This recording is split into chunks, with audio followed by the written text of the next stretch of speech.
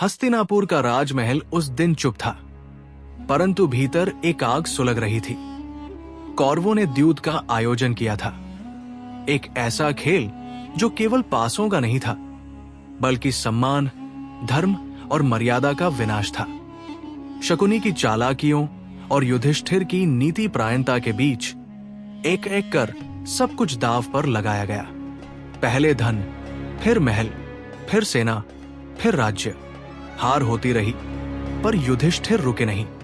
फिर पांडवों को दांव पर लगा दिया गया और हार गए।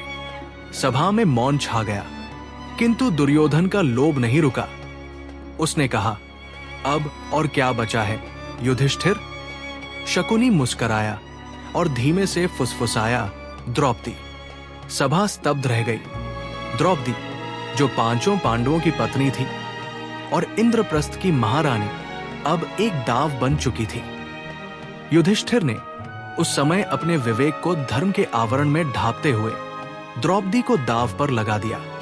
जब पासा फेंका गया और शकुनी की कुटिल मुस्कान के साथ दुर्योधन ने जीत की घोषणा की, तो हस्तिनापुर की गूंज सुनाई दी, अब द्रौपदी हमारी दासी है। दुर्योधन ने शासन को आदेश दिया, जाओ द्रौपदी को लाओ, उसे सभा में खींचते हुए लाओ। वो अब हमारी दासी है और उसे अब दासियों की तरह पेश आना होगा। द्रौपदी, जो उस समय रजस्वला थी, केवल एक वस्त्र में थी और राजमहल के स्त्री कक्ष में थी। जब शासन वहां पहुंचा और जबरन उन्हें खींचता हुआ सभा की ओर ले चला, तो द्रौपदी ने रोते हुए कहा, ये अन्याय है, ये अधर्म है। मुझसे बिना पूछे किसी को अधिकार नहीं कि मुझे किसी दाव पर लगाए। पर शासन ने उनकी एक न सुनी। द्रौपदी को खुले बाल, एक वस्त्र में, रोती हुई, चिल्लाती हुई राजसभा में घसीटा गया।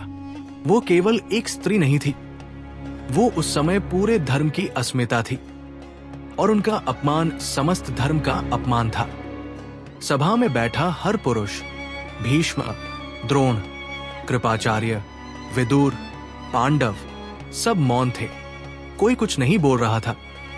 द्रौपदी ने चिल्लाकर पूछा, क्या युधिष्ठिर को मुझे दाव पर लगाने का अधिकार था, जब उन्होंने पहले ही खुद को हार दिया था? कोई उत्तर नहीं आया। दुर्योधन ने सभा में बैठकर अपनी जंघा पर हाथ मारा और कहा, द्रौपदी, आओ यहां बैठो। ये केवल अपमान नहीं था, ये एक महिला की गरिमा को पैरों से कुचलने का दुस्साहस था। भीम उठ खड़े हुए, उनका शरीर क्रोध से कांप रहा था। उन्होंने प्रतिज्ञा की, मैं इस दुर्योधन की जंघा तोड़ दूंगा और शासन का रक्त पी जाऊंगा। पर युधिष्ठिर ने संकेत में भीम को बैठने का आदेश दिया। धर्म, मर्यादा और संयम उस समय सबसे बड़ी बेड़ियां बन चुके थे। शासन आगे बढ़ा और द्रौपदी के वस्त्र खींचने लगा।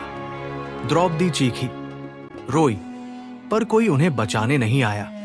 उनके आंसू धरती को गीला कर चुके थे, पर पुरुषों की आत्मा सूखी हुई थी। तब उन्होंने दोनों हाथ उठाए और आंखें बंद कर ली। मन में पुकारा, हे कृष्ण, हे गोविंद, हे वासुदेव, मेरी लाज अब तेरे ही हाथ है। उस क्षण द्वारका में श्री कृष्ण ध्यानस्थ थे। उन्होंने उस पुकार को सुना और बिना देरी किए अपनी योगमाया प्रकट की। शासन चीर खींचता रहा, पर वस्त्र अंतहीन हो गया। जितना खींचता उतना ही और बढ़ता। वस्त्र जैसे एक बहती हुई नदी बन गया था और शासन की ताकत चुक चुकी थी। सभा में हर चेहरा स्तब्ध था। कृष्ण वहां नहीं थे, पर उनकी कृपा वहां उपस्थित थी। द्रौपदी की लाज बच गई। वो अब चीर से लिपटी हुई थी, पर उनके चेहरे पर एक तेज था। ये तेज नारी की आत्मशक्ति का था। ये तेज ईश्वर के साक्षात हस्तक्षेप का था। उन्हें किसी ने नहीं बचाया। स्वयं भगवान ने उनकी पुकार सुनी और उन्हें उस अधर्म से बाहर निकाला। सभा अब शर्म से झुकी हुई थी। भीष्म के आंखों में अश्रु थे, पर उस क्षण वे भी स्वयं को दोषमुक्त नहीं कह पाए। धर्मराज, धर्म से च्युत हो चुके थे, अर्जुन वीरता से मौन हो चुके थे, और श्री कृष्ण उन्होंने दिखा दिया कि जब सब चुप हो जाए तब केवल भक्ति ही रक्षा करती है।